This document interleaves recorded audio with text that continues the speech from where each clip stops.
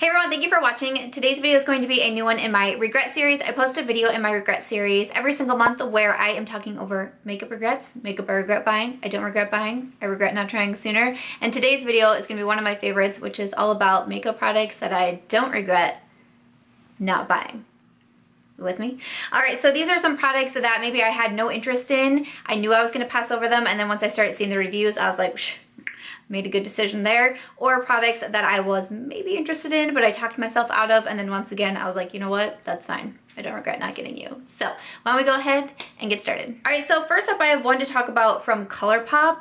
These are the Jelly Much eyeshadows, I believe is what they were called. So I actually talked about them in the Will I Buy It video. A lot of times this regret series is kind of a follow-up of my Will I Buy It series because I talk about so many new makeup releases in there. Kind of like one of the inspirations behind the regret series was acting as a follow-up to that, because I get asked a lot, will you follow up the Will I Buy It's? And all of these products that I'm talking about are products that were mentioned in the Will I Buy It video. So I'm letting you know what category, what regret category does this fall under. So when I did talk about this, it was actually in the collab video that I did with Georgia Harris and Ashley Clady. And when I was talking about them, I just said that I'm not someone who enjoys putting my fingers in makeup, which I know is very strange for like people who are makeup lovers. I just don't really love swatching. I don't know, just I feel like I'm always doing a million things at once. So I'll swatch something and the next thing you know, I'm picking up my phone and getting makeup everywhere, or typing on my computer, and then I have like eyeshadow residue on my laptop, and I'm like, what's wrong with you, girl? Stop doing that. So I don't know, I'm not a big fan of like putting my fingers in makeup, and that's what I was thinking about with the jelly eyeshadows. And then I know you could probably use them with a brush, but then it's like, ooh, then your brushes are like really, It just was like a consistency that I wasn't super interested in for my eyes. And I have to say that these were only $8 a piece, and there look to be some really fun colors, but I feel like I have heard nothing about these Colourpop Jelly Much eyeshadows. I saw a couple like swatching videos, like that girl Shay basically swatches everything from Colourpop, which is amazing. So I remember watching her video, and then I don't know if I've seen anybody else talk about these at all. Good, bad, in between. Like, did anyone try these? Was anybody interested in them? But for me, I still don't regret deciding not to purchase them. Okay, so next up, I have a product here from Natasha De Nona. This was one of her new eyeshadow palettes, and that's not really saying a lot when it comes to Natasha De Nona these days, because she's sure putting out a lot of eyeshadow palettes, and real expensive ones at that. But this was the Safari palette, though I think this was her first all matte palette, and I really enjoy all matte palettes. So I mean, I definitely gave it, you know, a second glance. I don't know if I would say double take, but like I gave it a second glance. But I have never been able to purchase a Natasha De Nona eyeshadow palette because they are just too pricey for me. The bigger ones. I have purchased the $25 Lila one because I can do $25. $129, I'm like, I still haven't been able to do it. But when I was looking at this one, I was like, you know what? I think it's not me. I'm okay. You know, even if this was lower priced, I think I would still be able to say, no, I'm going to pass over that. And then obviously, like I said, for money reasons, I'm not interested in purchasing from Natasha De Nona right now. I don't think I've seen a positive review on this eyeshadow palette yet.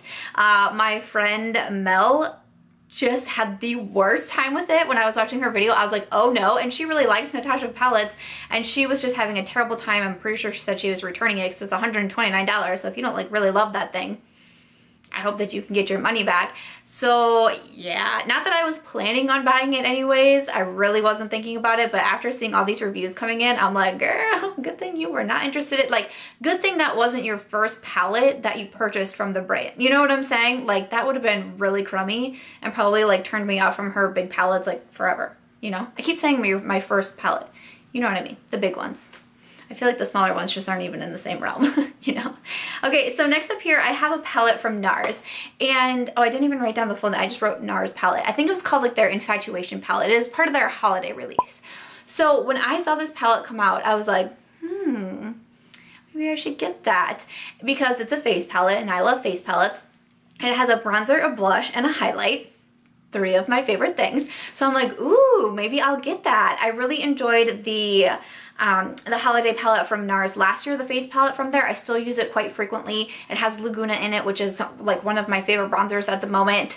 And so I was like, oh, you know, maybe I'll pick up this one too. It's $42. So I mean, that's pricey, but for Nars, like, I expect to have it be the $42. But I was like, okay, maybe I can think about getting it.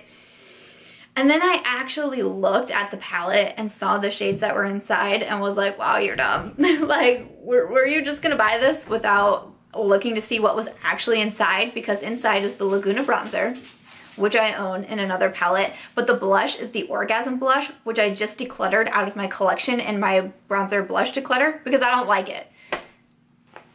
Like, what were you thinking? I just got like so excited over a face palette, I immediately added it to my loves list, like, oh, I'm probably gonna buy this.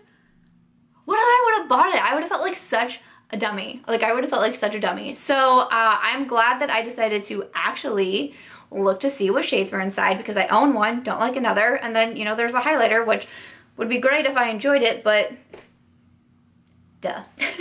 Not cool, Samantha. That's kind of embarrassing. So next up, I want to talk about a lipstick trio from Pat McGrath. Okay, this lipstick trio from Pat McGrath was like the hardest thing. You know, when like you walk outside and it's a really windy day and like an important piece of paper slips out of your hand, or like money, like a, let's say like a $20 bill, because that would make me really sad. It like slips out and you're like, no, come back, and you're like chasing after it. That was me with this Pat McGrath liquid, not liquid lipstick, but just regular lipstick trio. I could not get it. I was excited about it when it was announced. It sold out immediately. I couldn't get it. It came back. I was like, yay, and people were letting me know it's back. I go to buy it. It's sold out again. And I'm like, like, stop, come back. But it's okay. All's well that ends well. So I will say that because that trio kept selling out, I just went ahead and purchased a full-size Pat McGrath lipstick. It's her matte trans lipsticks, but I believe it was in the appreciation sale that I went ahead and picked up Christy, and I actually didn't love the lipstick. It's not my 100% favorite formula, but I don't mind it. I'll still wear it. I like the color. It's not what I thought it was going to be, but I like the color. I'll still wear it, and I enjoy it. I'm glad I got it for a discount because that's an expensive lipstick. Honestly, if I probably didn't get it for a discount, I would probably return it. Is that a weird thing?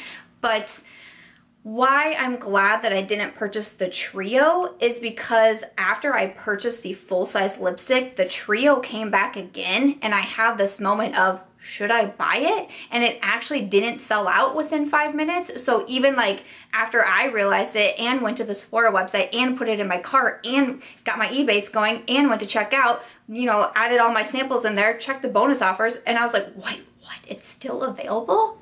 Do I buy it? And I decided not to because I was like, well, you just bought a full size. It's not to me yet, but I'm like, I just bought it.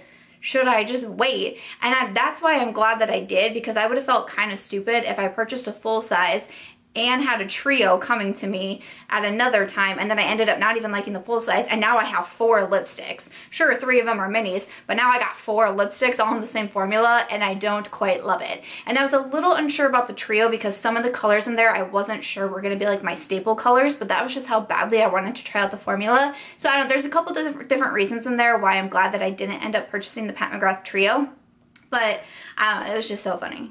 Seriously, me trying to get that Pat McGrath trio, but it's all good.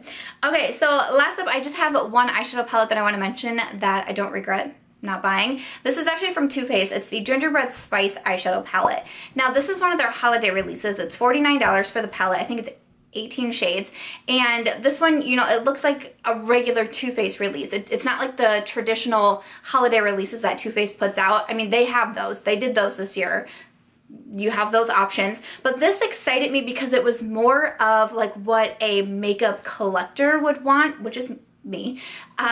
So usually, you know, I've said in my Will I Buy It videos, when these like really big, you know, like sets and whatnot come out from brands like Too Faced, you know, Tarte does it also. When they come out, I don't get super excited for them because it just doesn't really kind of like fit in with my collection. I don't need a giant eyeshadow palette with an eyeliner, with a mascara, with a lipstick. Like, I just simply don't need that, so those don't interest me. But when Too Faced just released this single eyeshadow palette that looks like their other eyeshadow palettes, I was like, hey, that's pretty cool, and I'm quite interested in it. I will say that my, like, not regretting it doesn't come from like I've heard bad reviews, because I feel like I've heard pretty positive reviews. I don't feel like I've heard anyone be like, absolute bow down, you guys must go out, you know, immediately and get this palette, but I've heard decent reviews on it and people seem to be enjoying it. I'm glad that I didn't purchase it though, because I felt like once I had it in my cart at one point and I ended up not buying it, obviously, but I didn't feel like I really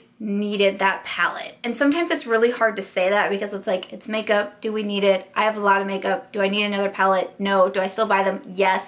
But I just didn't feel that strong enough pull to spend $50 on an eyeshadow palette because that is pretty pricey. I really try not to buy super expensive eyeshadow palettes. I've also been someone who I'm trying to buy smaller palettes, you know, 5 shades, 9 shades, even like 12 shades, you know, things like that. I'm really trying to do that.